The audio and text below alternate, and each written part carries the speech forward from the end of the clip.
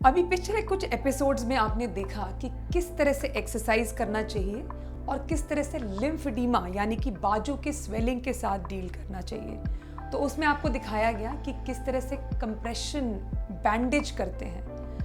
अक्सर आप में से कई महिलाएं ऐसा कहती हैं कि देखिए हमारे घर में तो कोई है नहीं, तो ये होगा कैसे। तो इस समस्या का भी समाधान है हमारे पास।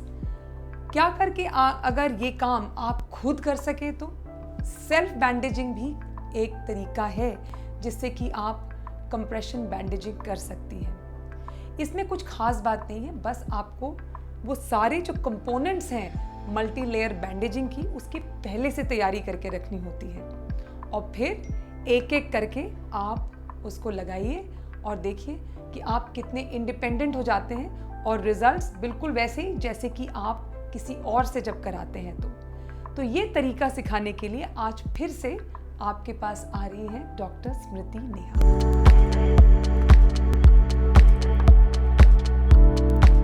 हम लोग आज बात करते हैं सेल्फ बैंडेजिंग की। सेल्फ बैंडेजिंग क्या होता है, जो अभी तक हम लोग बात कर रहे थे कि लिम्फेडिमा, अगर हाथ में सूजन आ जाती है तो उसको हम लोग कैसे खुद से मैनेज करते हैं।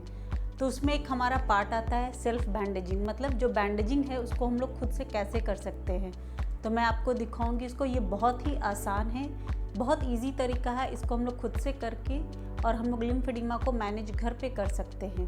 तो ये कुछ चीज़ें हैं उसमें जो हम लोग यूज़ करेंगे। ये है हमारा स्टॉकिनेट, जो कि सबसे पहले हम अपने बाजू पे लगाएंगे। ये फिंगर बैंडेज है जिसको हम अपने फिंगर पे लगाएंगे। ये थर्ड है हमारा short stretch bandage, different sizes में होते हैं, 8 centimeter, 10 centimeter, 6 centimeter as well as 12 centimeter also.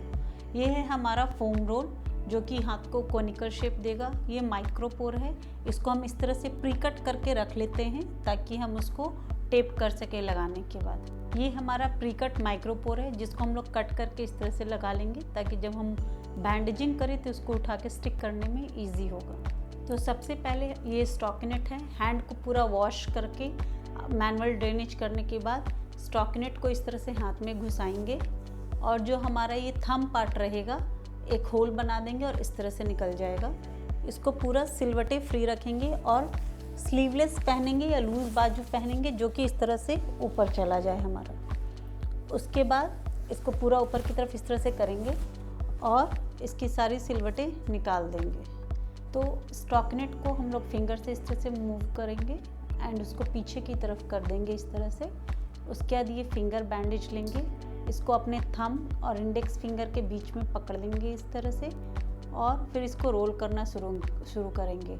इसको बिल्कुल हल्का सा खींचना है, फिर एक और टर्न रोल करना है, देन एंकर करेंगे हम इसको रिस्ट जॉइंट के अराउंड और फिर हम इसको ले जाएंगे इंडेक्स फिंगर के पास।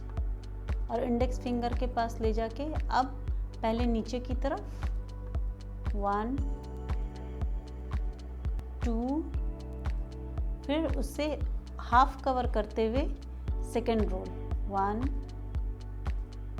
2 और फिर हम इसको दूसरी तरफ ले जाएंगे इस तरह से और फिर रिस्ट से एंकर करते हुए मिडिल फिंगर पे आ जाएंगे एंड देन अगेन हम इसको रोल करेंगे नीचे की तरफ पहले at least 2 to 3 rounds, depend upon the swelling.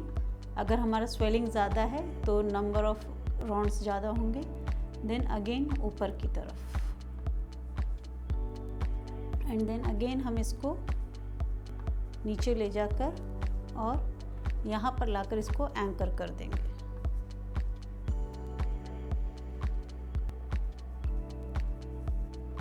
अब सेकंड शुरू करेंगे। अगेन अब दूसरा फिंगर बैंडेज लेंगे, इसको फिर से हम थंब और इंडेक्स फिंगर के बीच में पकड़ेंगे, रोल करेंगे नीचे एंकर करते हुए, फिर नेक्स्ट फिंगर पे लाएंगे एंड अगेन हम लोग इसको 2 बार रोल करेंगे 1 2 एंड देन अगेन 1 एंड 2।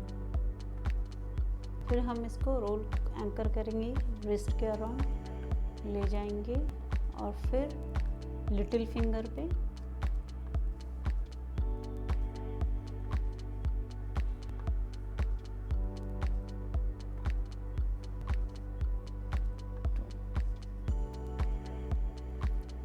और फिर हम इसको लाएंगे थंब पे 1 2 3 और फिर इसको अब हम पीछे की तरफ एंकर कर देंगे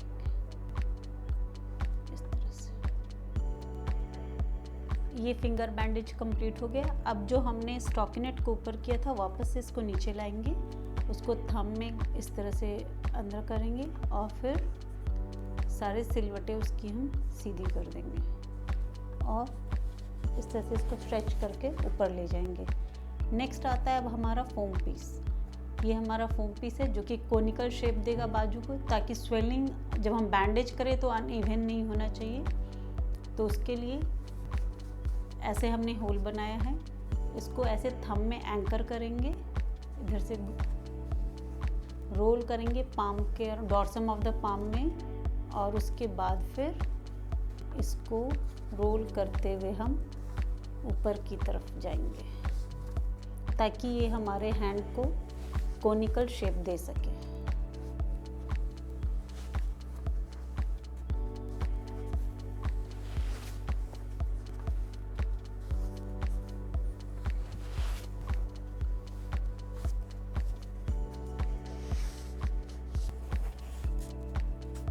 और यहाँ पे इस तरह से लाकर जो हमने प्री टेप पहले से कट किया हुआ था उसको उस पर इस तरह से करके चिपका देंगे।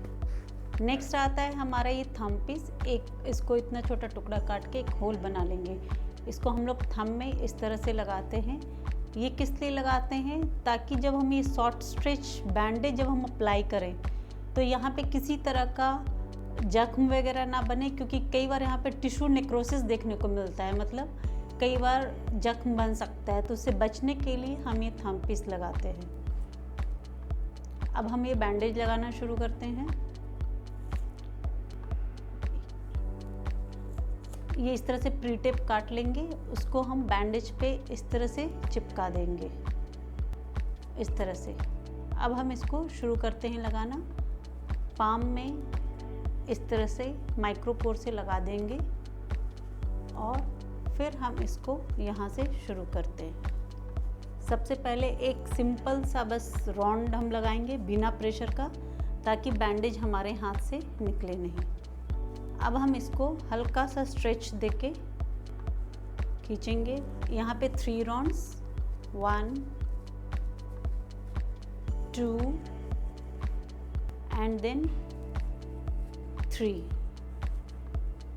उसके बाद अब क्रिस क्रॉस मैनर में नीचे की तरफ हम आते जाएंगे इस तरह से।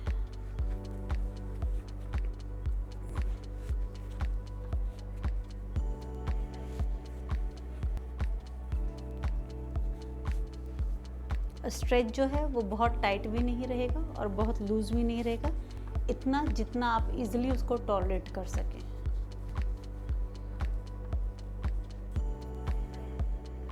और फिर जो हमने प्री टेप कट किया हुआ है उसको हम इस तरह से चिपका देंगे।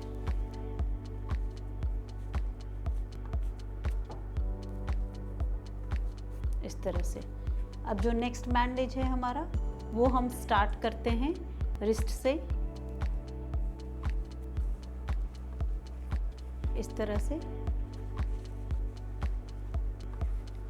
और फिर अगेन इसको हम क्रिस क्रॉस मैनर में, ये हम 8 सेंटीमीटर वाला लेंगे। सबसे पहले जो हम लोग पाम पे यूज़ करेंगे वो 6 सेंटीमीटर का रहेगा, उसके बाद 8 सेंटीमीटर का।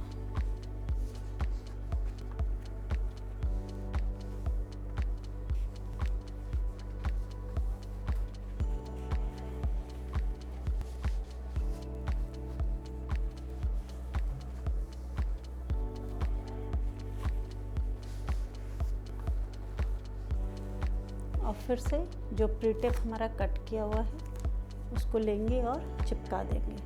अब जो थर्ड बैंडेज है उसको हम लोग कहाँ से लगाएंगे, जहाँ हमारा फर्स्ट एंड किया था। तो जब हम ऐसे टच करके देखते हैं तो यहाँ हमारा सॉफ्टनेस फील हो रहा है, तो ये एरिया है जहाँ से हम थर्ड बैंडेज शुरू करेंगे। तो थर्ड बैंडेज अब हम लेते हैं सेम वे, माइक्रोपोर को जो प्री कट करके हमने रखा है इस तरह से लगाकर, और फिर हम यहाँ से थर्ड बैंडेज शुरू करेंगे।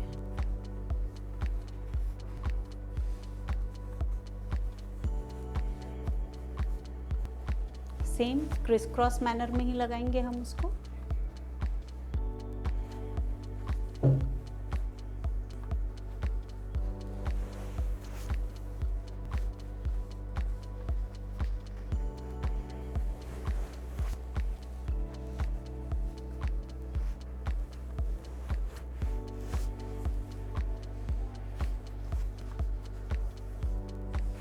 अब जो लास्ट में बचेगा उसको हम लोग टाइट नहीं, बिल्कुल बस ओनली रैप करेंगे।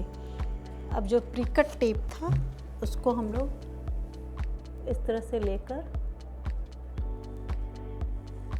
और फिर हम उसको चिपका देते हैं।